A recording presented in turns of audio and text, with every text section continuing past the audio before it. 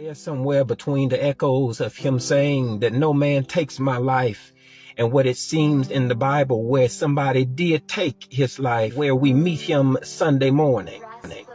Now, between the time of days, I'm not sure how long it was between what he said and what we saw in the text, but I know there was a lapse of it. And sometimes there may be a lapse between the thing God promised over your future and you seeing it right now in your present as your future, that God prophesied over you winner, God prophesied over you hoper, God prophesied over you prosper and a life in abundance, but you don't see it. It says there was a break between the two, and that's where I think somewhere between Thursday, Friday, and Saturday, Jesus had to remind himself, wait a second. I said nobody takes my life. There's some places where we've laid down way too long and allowed the enemy of defeat and doubt to come in and just take from us, that you have to begin to pick yourself up and take back everything that the enemy took from you. You got to take your joy back and take your strength back. You got to take your happiness back and take your family back. You got to take your overall win back. You got to take your, I'm moving from here, but you got to take your time back. I'm telling somebody today that Jesus got up on Sunday because he knew in his mind somewhere in time, he said, no man can take my life, but it seemed like they took it, but he had to get up and take it back. I take back my life. I take back my happiness. I take back my joy. I take back my strength. I take back, I'm telling somebody, I'm taking back my peace. I'm taking back my smile. I'm taking back everything that I thought that I could not obtain or have or keep. I'm taking that back too. The Bible says he laid there. Thursday, there was enough. Friday, there was too much. Saturday, there was enough too. But sometimes you got to get up on Sunday and say, I've had enough of laying down thinking people can just say anything to me and play all over me. But I'm taking back everything that God promised to me. I'm not talking to the devil today. I'm talking to me. There's some places that you got to begin to not talk to them, but talk to yourself. I know I can overcome that. I know I can come out of that. I know I can get through that. I know I can get through that. Not just speak it for them, because it ain't for them. Jesus didn't get up for them. He got up because he said it to himself. No man can take my life. Stop letting these people take your life. Take your joy and your happiness. Stop letting these people take your time. Take your strength. Take your peace.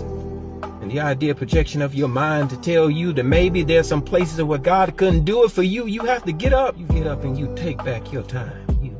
You take back your joy and your peace, and you take back your strength from the fight that almost defeated you yesterday. You take back your prayer life, and you take back your household. You take back your paycheck, and you take back your... I'm talking to somebody who's under the pressure of being defeated by whatever they would tell you, however they would treat you. Take back all that stuff that you allowed the enemy just to come in and take from you. The Bible says that Jesus got up Sunday. We met him in the garden. Mary met him in the garden. He was the gardener.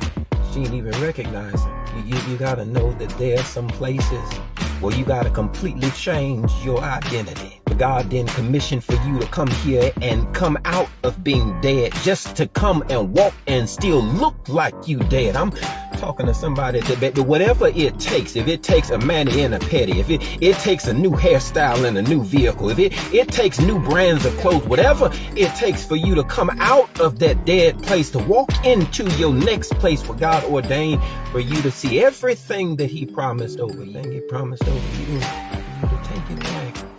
Don't let the devil take it from you. I just came to tell somebody you got to take it back. Take back your happiness. I'm taking it back. Taking back my time that I would let people waste and play on my emotions. I'm taking my love back. I'm taking my emotional distraught back. I'm taking weighing my feelings on my shoulders back. I'm taking back my money, and I'm taking back my courage. I'm taking back my words, and I'm taking back everything that I gave to them, but I wouldn't give it to me thinking that I owed it to somebody else to be nice to them while people just going around and treat you like I'm taking that back. I'm not mad about it. I'm just taking it back. Ain't upset. Ain't nobody pissed off at you. I'm just taking it back. Taking it back, the idea that I gotta live a certain way and please all these people when all of us are seeing it come short. I'm taking back my minds that Jesus got up on Sunday.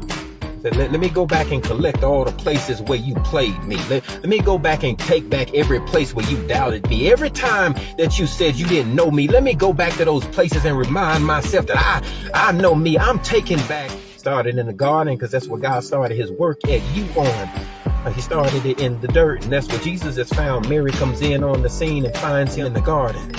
Because there's some places where man had you messed up that you got to go back to where God pulled you out of it up and tell yourself, I know I was made from dirt, but you ain't just going to treat me like no nobody and no nothing. God redefine me. God remake me. God remold me. God recondition and repurpose me, that everything that you pulled out of me ain't for people to come and just step on me, but it's for me. God ain't put me here to be buried.